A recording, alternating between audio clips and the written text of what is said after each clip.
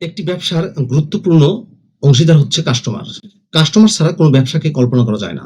প্রিয় ভিউয়ার্স, আজকের ভিডিওতে আমি কথা বলবো আপনার ব্যবসার জন্য সঠিক কাস্টমার খুঁজে পাওয়ার গোপন কৌশল নিয়ে। কল্পনা করুন আপনি একটি বিশাল মরুভূমিতে দাঁড়িয়ে এক গ্লাস বরফ শীতল জল পানি বিক্রি করার চেষ্টা করছেন।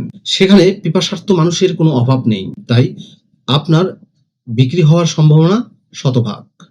কিন্তু ঠিক তার উল্টোটা চিন্তা করুন।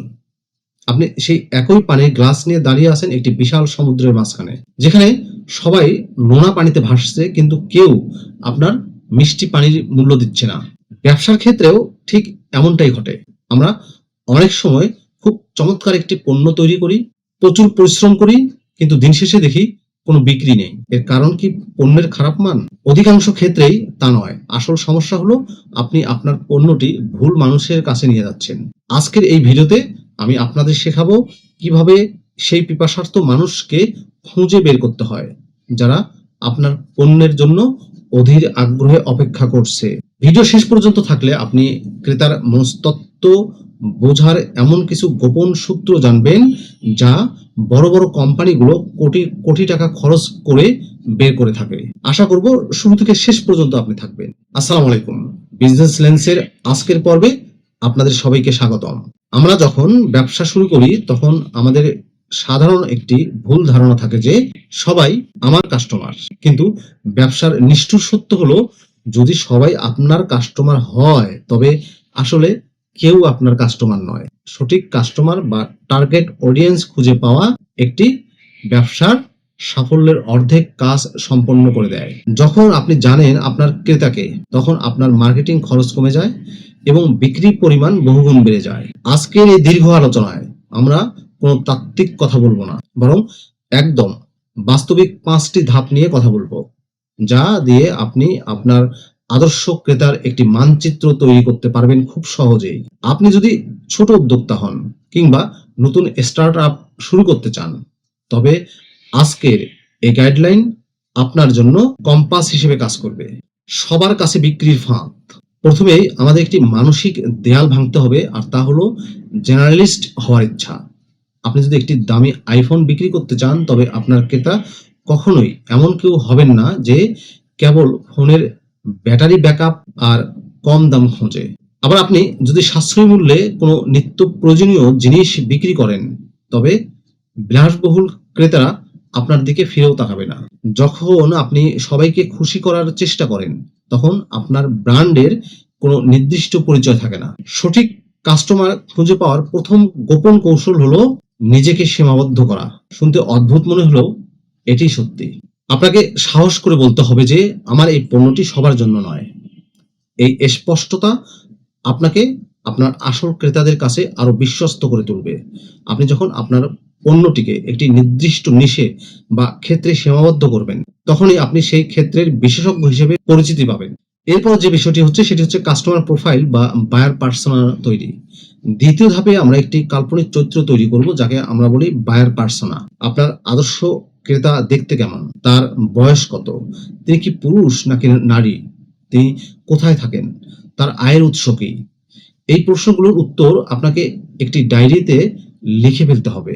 ধরুন আপনি অর্গানিক স্কিন কেয়ার পণ্য বিক্রি করেন।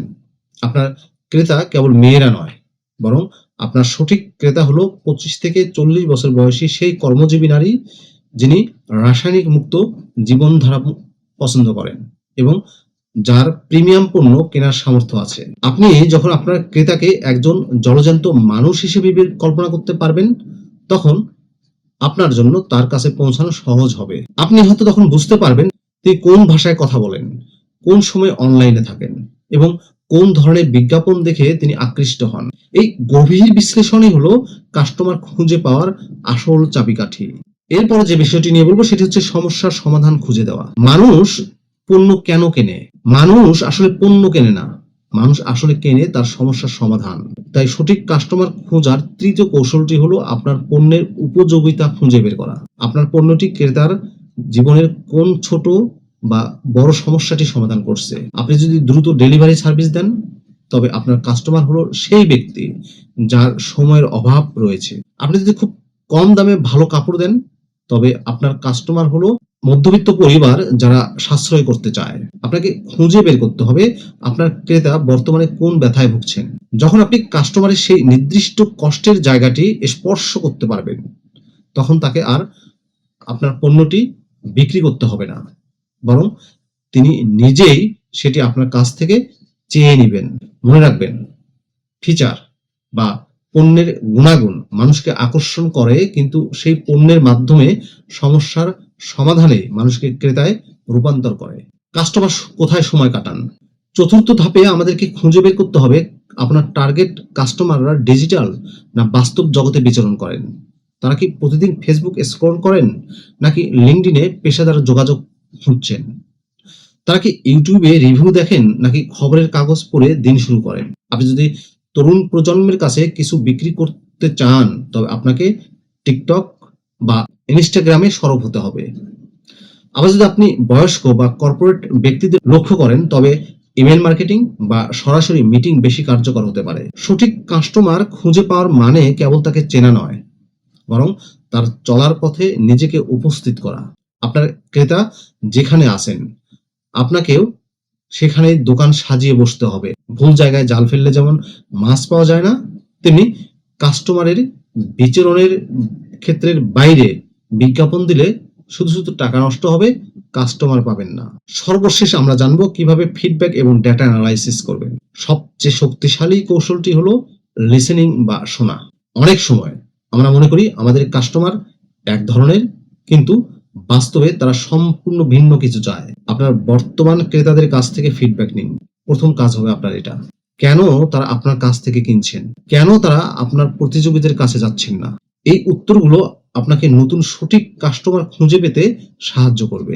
প্রযুক্তির এই যুগে ফেসবুক পিক্সেল, গুগল অ্যানালিটিক্স এর মতো টুলগুলো আপনাকে পরিষ্কার বলে দেয় যে আপনার সাইটে কারা আসছে এবং কারা চলে যাচ্ছে।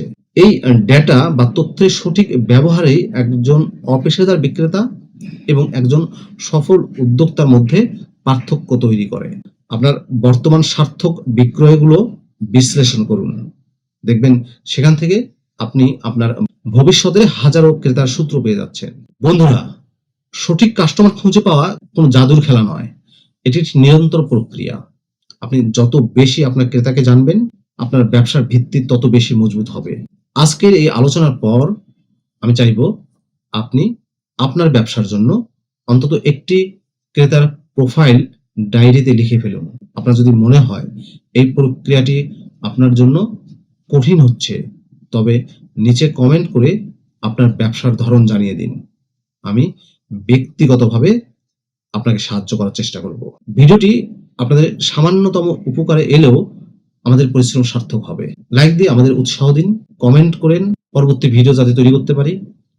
আর বিজনেস লেন্সের এই যাত্রাটি আপনার বন্ধুদের সাথে শেয়ার করুন। মনে রাখবেন, ভুল মানুষের কাছে আবেদন করার চেয়ে সঠিক একজনের কাছে বিশ্বস্ত হওয়া অনেক বেশি লাভজনক। আজ এ পর্যন্তই, দেখা হচ্ছে পরের ভিডিওতে। ততক্ষণ পর্যন্ত আপনি ভালো থাকুন, স্বপ্ন দেখুন এবং সেই স্বপ্নকে বাস্তবে রূপ দিন। ধন্যবাদ।